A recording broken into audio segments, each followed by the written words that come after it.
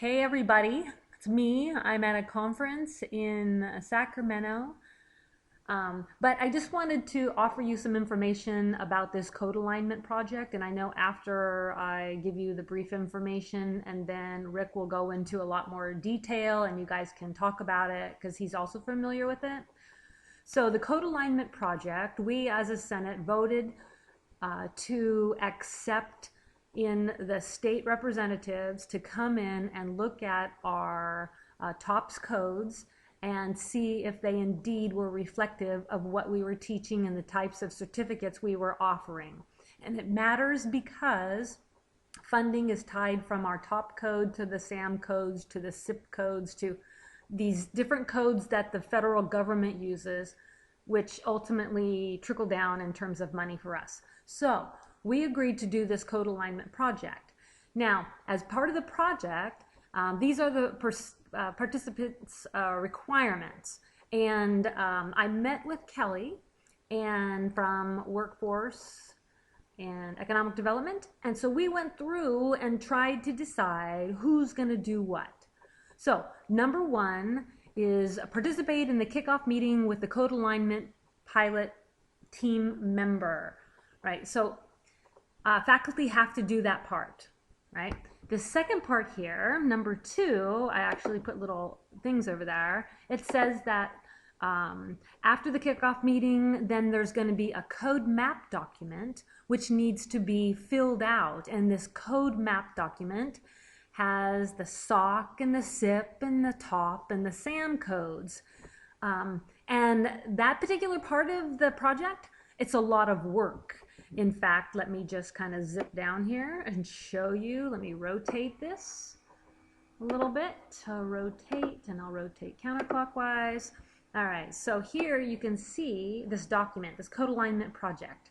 And you have to give every single certificate, and then you have to identify all these different program codes, and you'll do it certificate by certificate and degree by degree, right?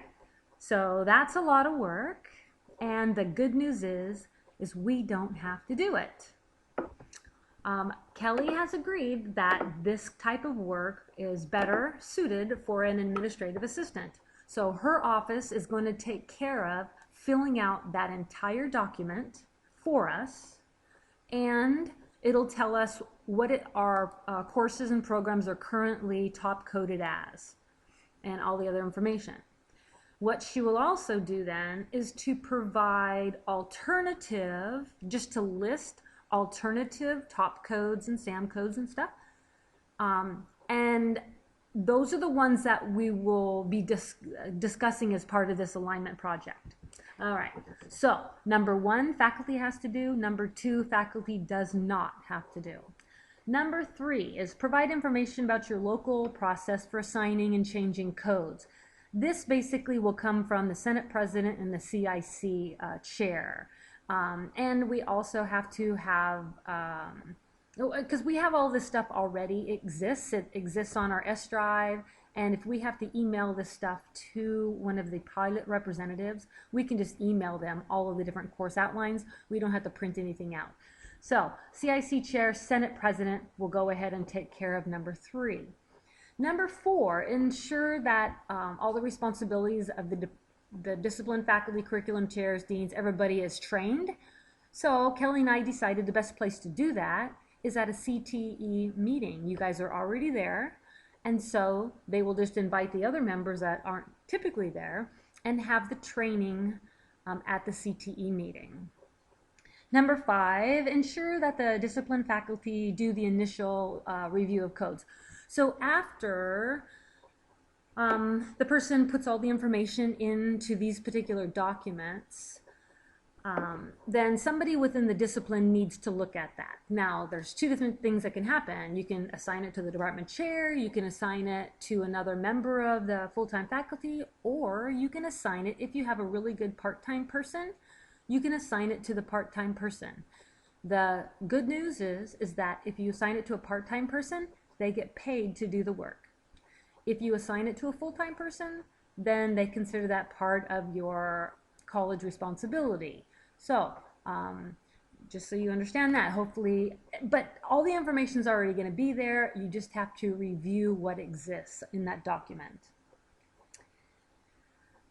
Okay, so you've done the review. Number 6 is ensure that the responsible faculty, curriculum chairs, deans, researchers attend a day-long in-person meeting with the different group, with the actual state team. So you do have to do that. So you do have to put a day in, or a representative has to put a day in. Second thing is that you have to have an in-person meeting with these people to talk about the different codes. If you want to change the codes, it's a discussion. Maybe your discussion happens in a department meeting. And number 8 is share final recommendation codes and changes to the CTE data team. And so basically, Kelly is going to be taking care of that particular one. Number 9, right here it says that somebody has to write a white paper. Well, I crossed that out because we're not doing that. We're not writing a white paper. What we're doing is that through the CIC process, we ask that the changes to the top codes take place. You know, Kelly said that she would help with that process, although it's a curriculum process, and meaning that Kelly would help try to identify maybe estimated dates when we're going to finish. But again, that's part of our CIC process. Number 10, again, is that we have to pay, the college has to pay the alignment team for coming in and doing this help work for us. They get paid $67 an hour plus travel costs. Okay, we don't have to actually, the college got a grant, and so this money is going to be paid for out of this grant. And again here, if it's full-time people doing the work, they don't get paid. If it's part-time people doing the work, they get paid at $67 an hour.